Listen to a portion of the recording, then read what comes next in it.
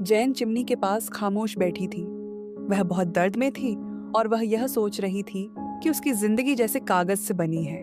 कागज के परिंदे, कागज के नक्शे, कागज के विचार। वह याद करती है कि जोसिमोस ने वह सब कुछ कागज पर लिखा था जो वह जानता था, और सोचती है कि जादूगरों ने उसके जीवन को हर लम्हा नोट किया, और अगर उसकी मौत हो जाती तो वे रोते नहीं।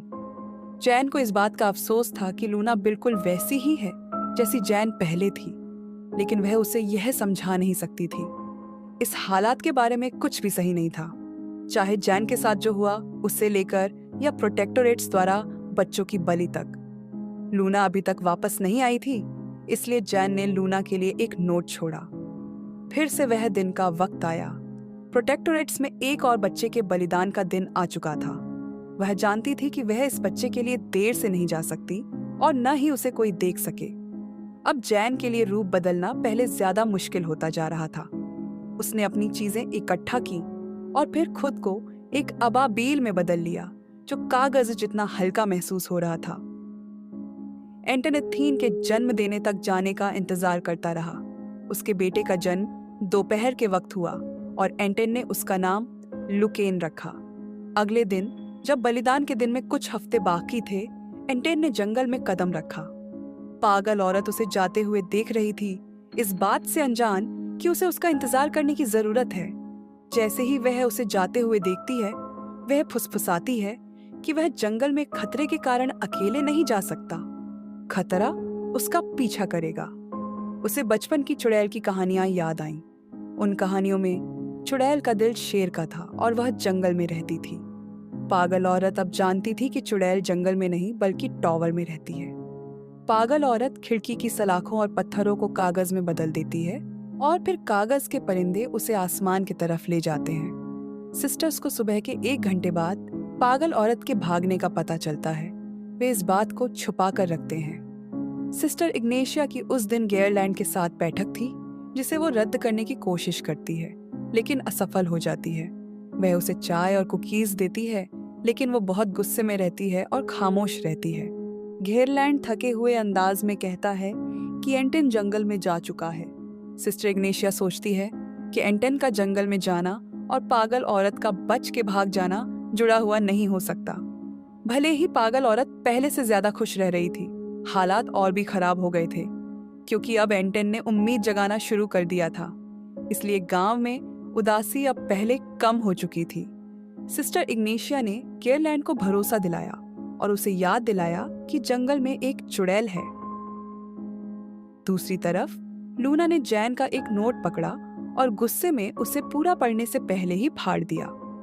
कौवा ने उसे कुछ भी बेवकूफी न करने के लिए कहा, लेकिन लूना ने कौवा से कहा कि वह जैन के पीछे जा रही है। कौवा कहता है कि यह सही नहीं है, लेकिन लूना जोर देती है कि उसके पास एक नक्शा है और उसे जैन की मदद करने की जरूरत है।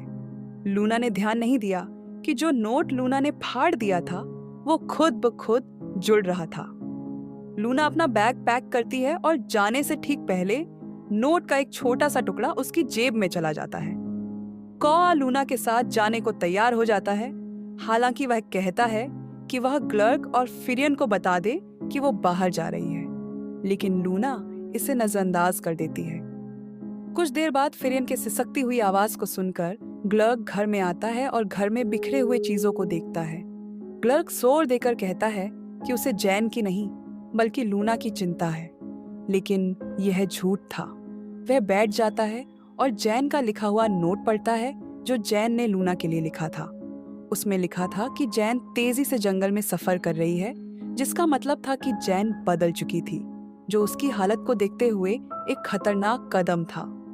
जैन मानती है कि उसने लूना से कई बातें छिपाई थी और कहती है कि लूना उससे कहीं ज्यादा है जितना वह जानती है, और वो लूना से बहुत प्यार करती है और वह हमेशा उसकी बेटी रहेगी। जब फिरियन घबराकर इधर उधर घूम रहा था, ग्लर्क नोट के कागज को ध्यान से देखता है और देखता है कि लूना के जादू ने उसे वापस जोड़ दिया था। वह जानता था कि उसका जादू जल्दी शुरू हो रहा था, जिसे जैन ने सालों पहले उसके अंदर छुपा दिया था। नोट में आगे लिखा था कि जैन ने लूना को बचपन में बचाया था और उसे चांद की रोशनी पिलाई थी।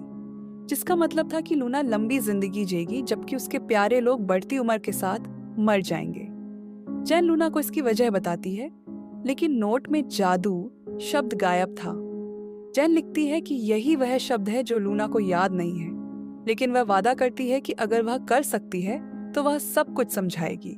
क्लर्क आह भरता है और नोट को मोड़ देता है। क्लर्क की उम्र की तुलना में जैन की जिंदगी अभी भी असंभव रूप से छोटी थी।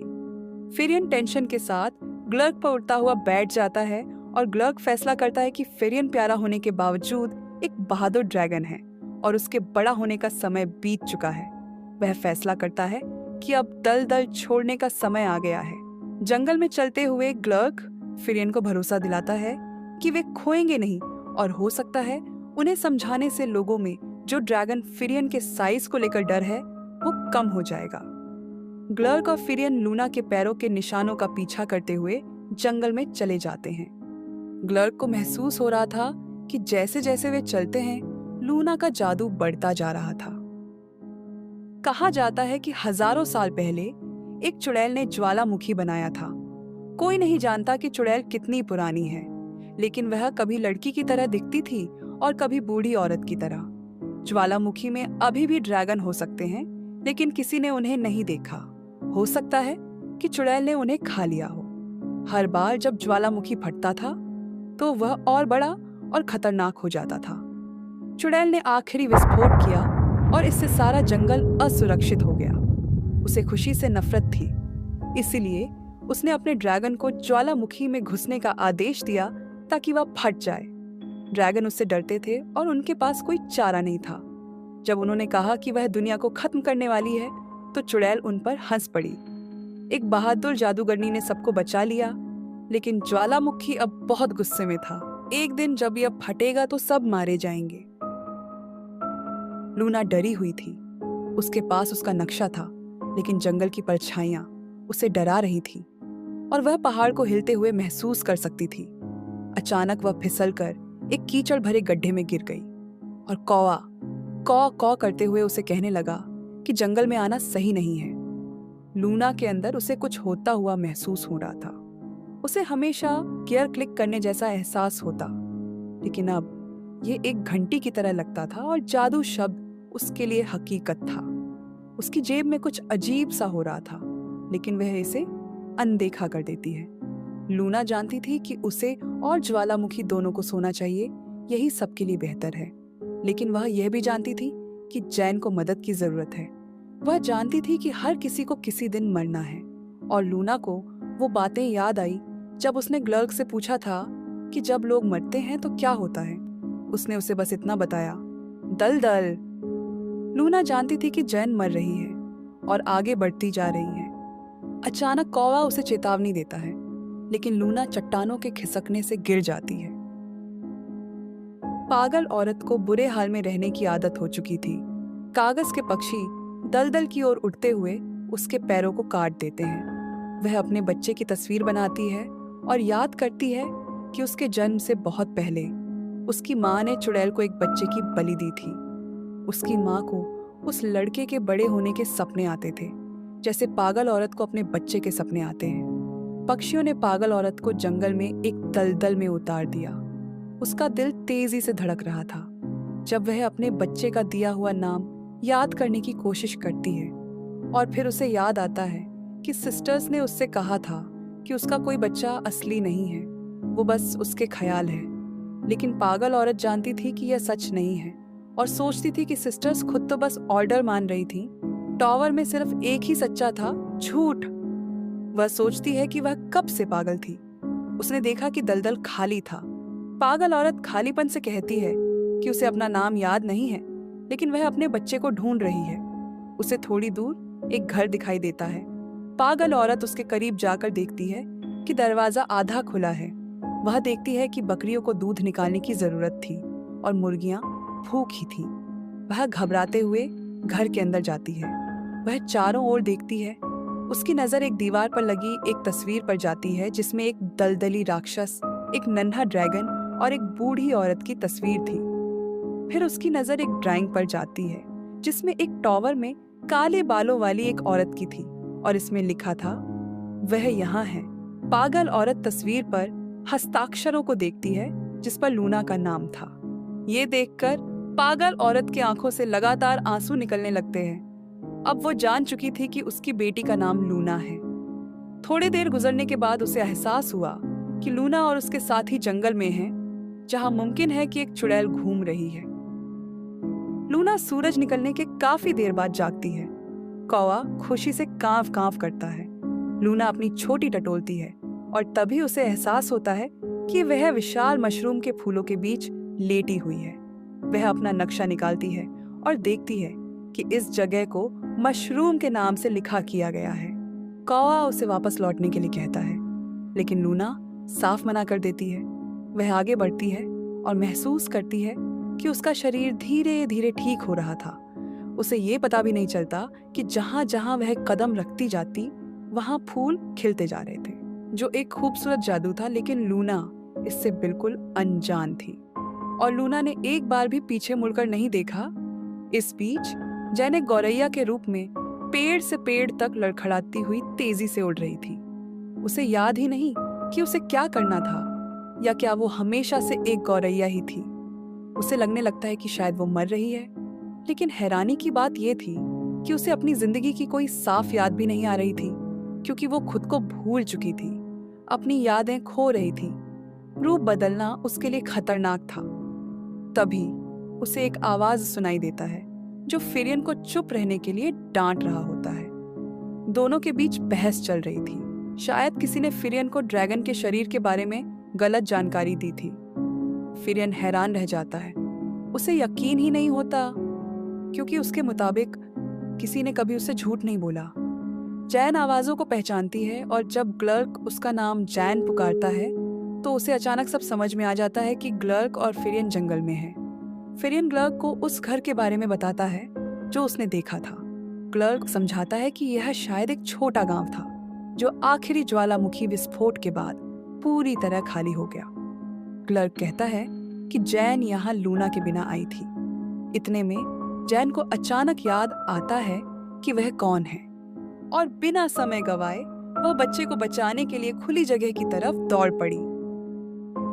कौवा चिंता से घबरा रहा था। जब लूना अंगारों की नदी में अपना रास्ता ढूंढती है, वह उसे नहीं बताता कि वह क्या देख रहा है। लूना खुद ही समझने की कोशिश करती है कि उसने ये नक्शा आखिर बनाया कैसे। जैसे ही लूना एक गांव तक पहुंचती है और बीच भवन के पास आती है, कौवा फट से कहता है, कुछ आ रहा है। पत्थरों पर ड्रैगन के नक्शे खुदे हुए थे, साथ में लोगों की भी, जिनके माथे पर आधा चांद का निशान था। दूसरी नक्काशियों में ज्वालामुखी फटता दिखता दिख रहा था और उसमें एक ड्रैगन छलांग लगा रहा था। लूना ऊपर देखती है, तभी कौवा घबराया हुआ उसके बाहों में उड़कर आता है और हजारों कागज के पंछी आसमान से नीचे उतरने लगते हैं। तभी लूना समझ जाती है ये जादू है। जैन को याद आता है कि बचपन में वह अपने माता पिता के साथ जंगल के एक छोटे से गांव में रहती थी। उसे आज भी महसूस होता है कि वे उसे कितना प्यार करते थे, और फिर एक दिन वे अचानक कहीं गायब हो गए। कोई नहीं जानता था कि वे कहाँ गए। लोग कहते थे कि एक औरत जिसका दिल में शेर जैसा हौसला था, उसने जैन को अकेला पाया था।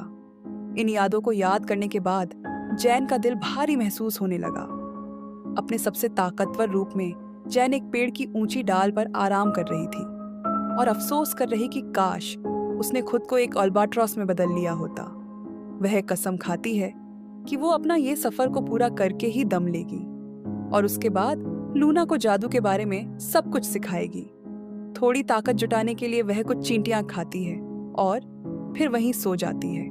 जैसे ही रात ढलता है और चांद निकलता है, उसकी आंख खुल जाती है। चांद की रोशनी उसके शरीर में उतर रही थी। उसकी हड्डियों तक पहुंचकर उसका दर्द धीरे धीरे कम कर देती है। अचानक वह एक डरावनी आवाज सुनती है जो किसी को चेतावनी दे रही थी कि उसने हथियार उठा रखा है। चांद की रोशनी से ताकत पाने के बाद जैन अब मदद करने के लिए तैयार थी। वह उड़ती हुई उस आदमी की ओर बढ़ी, लेकिन उसने उसके ऊपर एक पत्थर फेंक दिया जिससे जैन गिर गई। वो एंटेन था। एंटेन को लगा कि उसने एक चिड़िया मारी है, जादूगरनी को नहीं, और उसे बहुत बुरा लगा कि अनजाने में उसने एक मासूम से चिड़िया पर पत्थर फेंक दिया। वह खुद से कहता है कि क्या उसके अंदर इतनी ताकत है कि वो जादूगरनी को मार सके। चिड़िया अभी भी जिंदा थी, लेकिन उसकी पंख टूट गई थी। एंटन चिड़िया से माफी मांगता है, उसे उठाता है और याद करता है कि एथिन को गौरैया बहुत पसंद है। वह चिड़िया से वादा करता है कि वह उसी के घर ले जाएगा और उसका ख्याल रखेगा जब तक वो ठीक नहीं हो जाती। एंटन को पता था कि चिड़िया खुश नहीं है, लेकिन जब वह उसे एक पतंगा खाने को देता है तो वह मजबूरी में उसे खा लेती है। सिस्टर इग्नेशिया दिन ब दिन और कमजोर होती जा रही थी। उसने प्रोटेक्टोरेट का जितना भी दर्द था सब अपने अंदर समेट लिया था। जाते जाते उसने अपने काम की तारीफ भी की, लेकिन अब जंगल में 2 दिन भटकने के बाद वह बुरी तरह भूख से बेहाल हो चुकी थी। वह जंगल में इधर उधर घूमकर किसी जिंदगी की आहट तलाशती है। तभी उसे अंडों से भरा एक पक्षी का घोंसला मिलता है। उसे पता था कि अगर वह बच्चों को कुचल दे तो माँ पक्षी के दर्द से अपनी ताकत बढ़ा सकती है, लेकिन उसे ज्यादा फायदा नहीं होगा। वह एक जादुई क्रिस्टल निकालती है और चारों तरफ देखने की कोशिश करती है, लेकिन कोई जादू उसकी नजर को रोक देता है। उसे पता था कि सारे जादूगर 500 साल पहले मर चुके थे, जब उन्होंने सिस्टर इग्नेशिया को ये जिम्मेदारी दी थी कि वो अपने 7 लीग बूट से सबकी जान बचाए। फिर अचानक उसकी नजर ग्लर्क पर पड़ी। इस बार वो कसम खा लेती है कि उसे खत्म करके ही दम लेगी। गुस्से में वो छोटे छोटे पक्षियों को कुचल देती है। इसके बाद वो अपने 7 लीग बूट्स ढूंढने निकल पड़ती है।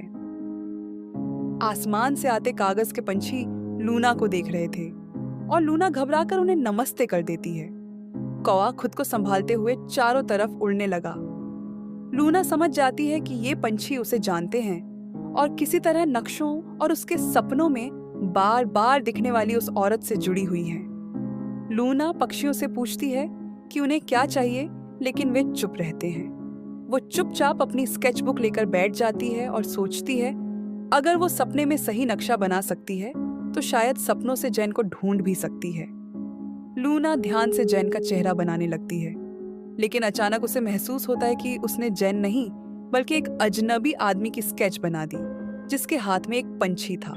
वो गुस्से से ड्राइंग को घूरती है। तभी कौवा जोर से कांव कांव करने लगा और कहता है उधर कुछ तो है।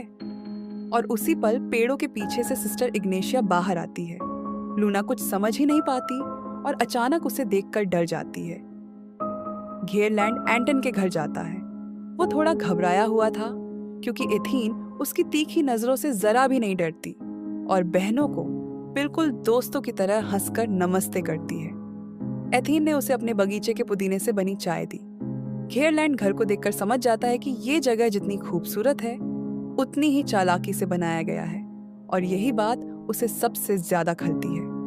चाय उसकी बदकिस्मती से वाकई बहुत अच्छा था। एथीन अपने बच्चे को प्यार से चूमते हुए कहती है कि वो और एंटन तरह तरह की चीजें उगाते हैं और उनमें से ज्यादातर जरूरतमंदों को दे देते हैं। तभी घेरलैंड सख्त लहजे में कहता है कि बलिदान का दिन करीब आ रहा है। एथीन धीरे आवाज में पूछती है कि वो खुद यहाँ क्यों आया है। आम तौर पर तो सिस्टर इग्नेशिया ही उन बच्चों के माता पिता को डराने आती हैं जिन्हें बलि के लिए चुना जाता है। फिर वो पूछती है कि सिस्टर इग्नेशिया शहर से बाहर क्यों गई है। उसके ये सवाल घेरलैंड को अंदर तक चिढ़ा देते हैं। उसे लोगों का सवाल पूछना बिल्कुल पसंद नहीं था, क्योंकि लोगों का सवाल करना उन्हें सच की तरफ लेकर जाता था। घेरलैंड का सब्र अब जवाब दे रहा था। झुंझलाकर उसने कहा, सिस्टर इग्नेशिया अपने किसी जरूरी काम से बाहर गई हैं, बस। उसकी आवाज में साफ गुस्सा था, लेकिन एथीन पर उसका कोई असर नहीं हुआ। वो बिना कुछ कहे घर के बाहर सैनिकों की तरफ बढ़ी।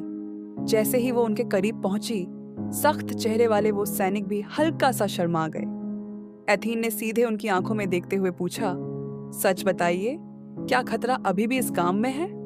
घेरलैंड तुरंत बीच में बोलने लगा। उसे रोकने की कोशिश की, लेकिन एथीन ने बस एक तेज नजर डाली और वो चुप हो गया। सैनिक पल भर के लिए हिचकिचाया, जैसे कुछ छिपा रहा हो। फिर धीरे से बोला, नहीं, अब सब आराम से सो सकते हैं। उसके शब्द हवा में तैर गए, लेकिन न जाने क्यों माहौल में बेचैनी अभी भी बाकी थी। अचानक एथीन की आवाज बदल गई। उसने कहा कि सिस्टर इग्नेशिया को अभी जंगल में होना चाहिए एंटन को मारने के लिए। उसकी बात बिजली की तरह गिरी और अगले ही पल वो गुस्से में घेरलैंड पर टूट पड़ी। तेज धूप उसकी आंखों पर पड़ रही थी। वो बार बार पलकें झपकाती क्योंकि वो जानती थी कि सिस्टर इग्नेशिया जंगल में क्यों गई है। जब एथीन उस पर एंटन को मारने के लिए भेजने का आरोप लगाती है तो उसका सख्त चेहरा बिखर गया और उसकी आवाज लड़खड़ाने लगी। एथीन सीधे सैनिकों की तरफ मुड़ी और कहती है, मुझे मदद चाहिए अभी। सैनिकों में से एक ने आगे बढ़कर उसका हाथ थामा और दूसरा चुपचाप उनके पीछे चल पड़ा। घेरलैंड वहीं खड़ा देखता रह जाता है। सिस्टर इग्नेशिया और लूना एक दूसरे की आंखों में देख रहे थे और कागज के पंछी और कौवा खामोश हो चुके थे। सिस्टर इग्नेशिया का रूप पहले बूढ़ा फिर अचानक जवान दिखने लगा। उसने धीमे लेकिन तेज आवाज में लूना से पूछा, क्या तुमने ये कागज के परिंदे बनाए हैं? और फिर उसकी नजरें अचानक लूना के सिर में पड़ने लगी, जिससे लूना को अचानक दर्द महसूस होने लगा। सिस्टर इग्नेशिया ने धीरे से पूछा, क्या यह तुम्हारा जादू है? सिस्टर इग्नेशिया ने लूना की आंखों में देखा और पूछा, तो ये परिंदे कहाँ से आए या किसी ने उसे ये दिया? लूना कहती है, इनमें से कुछ भी उसके जादू का नतीजा नहीं है। उसके पास कोई जादू नहीं है। सिस्टर इग्नेशिया बुरी तरह हंसती है, जिससे लूना उसे बिल्कुल पसंद नहीं करती। उसने कहा कि तुम्हारे अंदर शायद किसी तरह का जादू है, लेकिन किसी ने उससे यह बात छिपाने की कोशिश की है। वह जादू टोना पहचानती है। अचानक कागज के पक्षी लूना के बगल में इकट्ठा होने लगे और अचानक खतरनाक अंदाज में चहचहाने लगे। लूना के पैरों के नीचे की चट्टानें कांपने लगी। ये देख सिस्टर इग्नेशिया एक कदम पीछे हट गई। उनकी आवाज में गंभीर चेतावनी थी। लूना को समझ नहीं आ रहा था कि उसे इतना गुस्सा क्यों आ रहा है। लूना गुस्से में कहती है कि वह और सिस्टर इग्नेशिया दोस्त नहीं बन पाएंगे। सिस्टर इग्नेशिया कहती है कि वह बस यहाँ कुछ लेने आई है और अपने बूट्स को बुलाने की कोशिश करती है। लूना को वह सपना याद आता है जिसमें फिरियन ने बूट्स को वापस लाया था और अब वह घर के अंदर लूना के बॉक्स में थे। गुस्से में सिस्टर इग्नेशिया ने टावर को जमीन पर गिरा दिया और लूना गिर भी गई। सिस्टर इग्नेशिया लूना के पास गई। जादू से उसने लूना को हवा में पैरों पर खड़ा कर दिया। उसने कहा कि लूना ने उनके जूते छुए हैं। सिस्टर इग्नेशिया ने लूना से कहा कि उसे उसके बूट्स वापस चाहिए, लेकिन लूना हांफते हुए उन्हें दूर जाने के लिए कहती है। तभी कागज के परिंदे ऊपर उठने लगे और हवाओं में घूमने लगे और सिस्टर इग्नेशिया पर हमला कर दिया। लूना उसके जादू से छूटकर नीचे गिर पड़ी और खुद को बचाते जंगल की तरफ दौड़ पड़ी। ग्लर्क और फिरियन जंगल में आगे बढ़ते जा रहे थे। फिरियन ग्लर्क के कंधे पर बैठा था। वो दोनों बातें ही कर रहे थे कि अचानक ग्लर्क को हवा में जैन के जादू की हल्की सी खुशबू महसूस हुई। फिरियन ने ग्लर्क को सावधान होने को कहा कि आगे की चट्टान बहुत पतली है और उसके नीचे आग है। ग्लर्क रुक गया और गौर से देखने लगा। उसने नोट किया कि वहां पास के जमीन जले हुए थे। पिछले ज्वालामुखी विस्फोट के बाद से ज्वालामुखी गुस्से में था, लेकिन यह एहसास बिल्कुल अलग था और सदियों में पहली बार ग्लर्क को डर महसूस हुआ। उसने गहरी सांस ली और अपने कदम को तेज कर दिया। उसे कुछ अजीब लग रहा था। वह कहता है कि यह गंध उसने कहीं पहले भी महसूस की है। अचानक उसे एक तेज दहाड़ सुनाई दी, जिससे वह साफ समझ गया कि ये आवाज जैन की नहीं है। सिस्टर इग्नेशिया जंगल में दौड़ती हुई आगे बढ़ रही थी, अपने जूतों के बारे में सोचते हुए और उन सालों को याद करते हुए जब उन्हें वे बहुत पसंद थे। उन्होंने अभी प्रोटेक्टोरेट में रहना शुरू नहीं किया था, तब वे उसे तारों और चांद की रोशनी खाने में मदद करते थे। और अब वह भूखी थी। वह रुकी और उसने अपने क्रिस्टल ग्लास में देखा। उसे दिखा कि किसी का हाथ बॉक्स की तरफ बढ़ रहा था। सिस्टर इग्नेशिया ने उससे कहा, जूते मत चुराओ, वो मेरे हैं। चोर एक पल के लिए रुक गया, लेकिन फिर भी उसने जूते निकालकर पहन लिए। सिस्टर इग्नेशिया ये देखकर गुस्से से भर गई। जो भी इंसान ये जूते पहनता था, वो जब चाहे इन्हें पहन या उतार सकता था, लेकिन उसके अलावा कोई और इन्हें तब तक नहीं उतार सकता जब तक वो इंसान जिंदा रहे। सिस्टर इग्नेशिया देखती हैं कि चोर चलते चलते खेत का काम कर रहा था, जैसे जूते बिल्कुल आम हो। वह ध्यान से गौर करती है और समझ जाती है कि जूते अब भी उसी जगह है जहां कभी पुराना किला हुआ करता था। सिस्टर इग्नेशिया सोचती है कि क्या पुराना किला अब भी उनका घर है, और इस बात का दुख महसूस करती है कि वहां के जादूगरों को मरना पड़ा। उन्होंने कभी सोचा भी नहीं था कि जो इंसान उन्हें बचाने वाला था वही एक दिन उन्हें छोड़ देगा। सिस्टर इग्नेशिया खुद को चालाक समझ रही थी, लेकिन बदकिस्मती से उसके पास इम्प्रेस करने के लिए कोई नहीं था। लूना घबराकर दौड़ रही थी। कौवा पीछे से कांव कांव कर रहा था, जैसे कह रहा हो कि वो कागज वाले पक्षियों के बारे में गलत था। आखिरकार लूना रुकी और गुस्से में कहा कि मैं उस औरत को जैन के आसपास भी नहीं देखना चाहती। अचानक लूना के दिमाग में जैसे कोई ताला खुल जाता है। हल्की लेकिन साफ उसे अपना बचपन की धुंधली यादें दिखाई देने लगी। वो छोटी सी थी, बिल्कुल खाली नजर से सामने देख रही थी। जैन ने फिरियन से कहा था कि खेल के लिए एक फूल लेकर आओ, और फिरियन उड़ गया था। फिर उसने देखा कि तभी ग्लर्क वहां आया और जैन को झूठ बोलने के लिए उस पर गुस्सा होने लगा। लेकिन जैन ने जोर से कहा था, मुझे उसकी हिफाजत के लिए झूठ बोलना पड़ेगा। ग्लर्क ने लूना को गौर से देखा। जैन ने बताया कि जब वो सौरो ईटर को ढूंढने के लिए अपना जादुई यंत्र बना रही थी, तभी लूना ने उसे जादू करते देख लिया था। ग्लर्क ने लूना को पास खींचकर कहा, हमें ये बात फिरियन को बतानी होगी। लेकिन जैन ने उसे रोक दिया और कहा, नहीं, फिरियन सबको बता देगा कि मैं एक चुड़ैल हूं। उसके बाद जब भी लूना जैन को देखेगी, वो जैसे किसी बेहोशी की हालत में चली जाएगी। और फिर जब लूना 13 साल की होगी, उससे पहले पहले जैन उसे कुछ भी सिखा नहीं पाएगी, क्योंकि तब तक जैन मर चुकी होगी। इन यादों को देखकर लूना का दिल तेजी से धड़कने लगा। उसने पहले कभी चुड़ैल शब्द नहीं सुना था, लेकिन जब उसने अपनी यादों में झांका तो ये शब्द बार बार उसके दिमाग में घूमने लगा। वो जोर से कहती है, जैन एक चुड़ैल है और मैं भी। और फिर लूना रोने लगी। लूना को अचानक वे सभी पल याद आ जाते हैं जब जैन हर तरह की चीजों के इस्तेमाल से जादुई यंत्र बना लिया करती थी। वह कुछ चीजें पकड़ती है और अपने आप एक गांठ बांधना शुरू कर देती है और एक जादुई क्रिस्टल बना लेती है। उसने क्रिस्टल से जैन को दिखाने के लिए कहा और उसके आर पार देखने लगी। उसे एक डरा हुआ आदमी दिखाई देता है। लूना फिर से जैन को दिखाने के लिए कहती है और क्रिस्टल आदमी की जैकेट में छिपे छोटे से गौरैया को दिखाती है जो जख्मी थी। लूना जैन को बुलाती है और देखती है कि गौरैया बुरी तरह चीख रही थी। क्रिस्टल और पास आता है और गौरैया सीधे लूना की आंखों में देखने लगती है। तभी अचानक क्रिस्टल अंधेरा हो जाता है और लूना समझ जाती है कि किसी ने इसे रोक दिया।